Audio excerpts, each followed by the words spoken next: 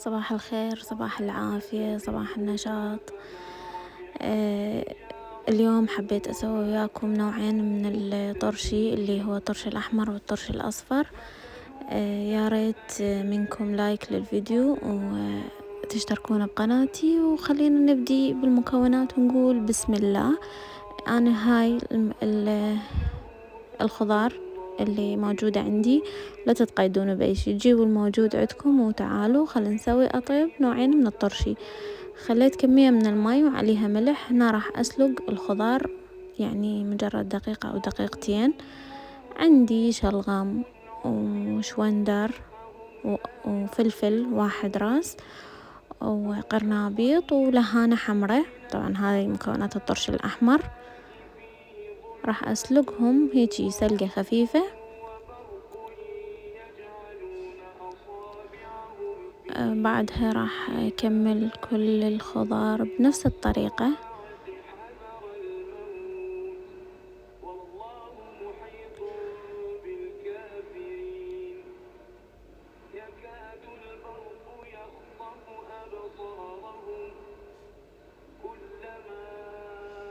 طبعا الفلفل لا تلحون عليه بالسلق لأن بسرعة ينسلق. راح أسلق كل الخضار بس الشوندر ما راح أسلقه، وراح أشوفكم ليش. الشوندر أنا أريد الماي مالته، فراح أسلقه بالخل.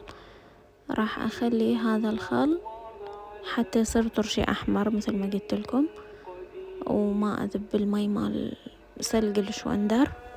أنا راح أستخدم هذا خل التمر، تقدرون تستخدمون أي نوعية يعني، بس هذا كلش طيب. راح أخلي العلبة كاملة. إذا عندكم كمية كبيرة وإذا عندكم نص الكمية خلوا نص العلبة، يطلع عندكم حامض يعني طيب. وراح أزيد عليه يعني نص العلبة ماي. هنا أنا راح أخلي الملح حتى أفورهم. خليت ملعقتين ملح، وراح أخلي وياه الثوم حتى يفور سوية. وبعدها راح أضيف عليه بهارات الطرشي، ملعقتين من بهارات الطرشي، واستخدمت ملعقتين من العنبة تنطي طعم كلش طيب. طبعا مطيبات ذوق شخصي. بردت عندي الخضار وبرد عندي ماء الطرشي. هسه راح أحفظهم. هاي الحافظة عندي قزاز ومعقمتها، فورتها بالماء وعقمتها بالخل. وراح أبدي أصفط عندي الخضار. من الصفطون حاولوا تضغطون عليه. ما شاء الله كانت عندي الكمية كبيرة يعني قوة يلا كفت العلبة. كان المفروض من البداية أضيف يعني قطع الشوندر، بس نسيت إنه أكو شوندر بالخل، فبعدين تذكرتهم وضفتهم. آخر شي أخلي عندي لهانة حتى يعني تصير بالوجه، همات أضغط عليها. وراح أضيف الباقي الماء. هذا الطرشي تقدرون تاكلوه ثاني يوم، لأن احنا فورناه يعني ما انسلق كلش، بس يعني تقريبا نص استوى. بس أنا راح أخليه شهر رمضان المبارك، يعني راح أخليه برا، ما راح أخليه بالثلاجة. بس أتأكد إنه كل شي عندي نظيف وأحفظه. إن أنا خليت كرفس على الوجه لأن ما خليت يعني على الخل خضار، فأنتوا تقدرون يعني تخلوه ويا الخل يفور، تطلع أطيب. بعد ما أتأكد من نظافته كل زين.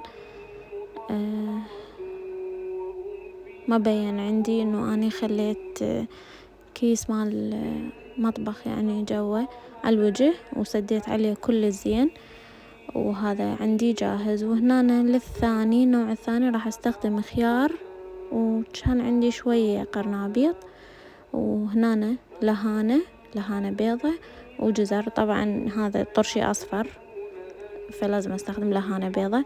هم نفس الشي راح أسلقهم مجرد دقيقة دقيقتين. وهنا عندي بعد ما بردة، وهم راح استخدم نص الكمية نص هاي العلبة من خل التمر، وراح أضيف عليها كوبين من المي الحار.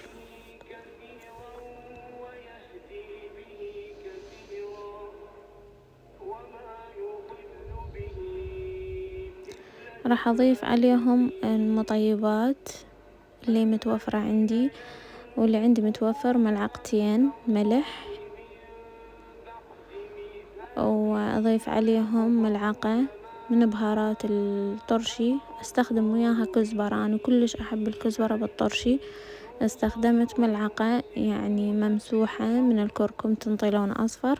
وهنا عندي أعشاب مجففة يعني كرفس ونعناع وريحان وكل شي جففته، وخليت ثوم وراح أخليهم يفورون. بعد ما بردت عندي كل المواد هنا قدامكم، راح أجيب العلبة مالتي همات غسلتها وعقمتها بالماء الحار والخل، وراح أبدي أضيف المواد بيها.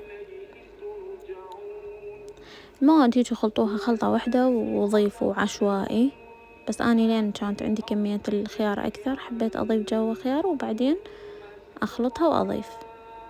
وهم نفس الحالة أخلي كم ورقة مال لهانة على الوجه.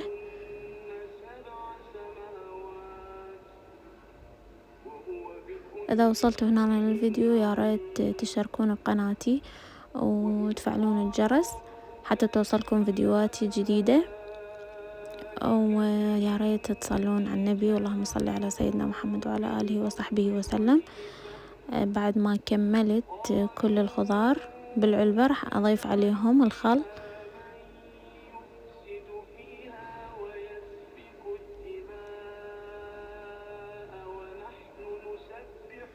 أنا كلش أحب الطرش الأصفر، ووالدتي تحب الطرش الأحمر، فإرضاء للكل أنا لازم أسوي شغلتين. هنا خليت كيس طعام على الوجه وسديته. سدوه كل زين، خلوه برا حفظوه مثل ما قلت لكم يوم يومين برا، وتقدرون تاكلون منه ورا يومين.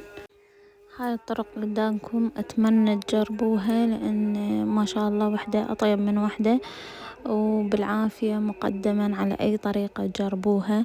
وانتظروني بفيديوهات جديدة إن شاء الله وياكم، ومع السلامة.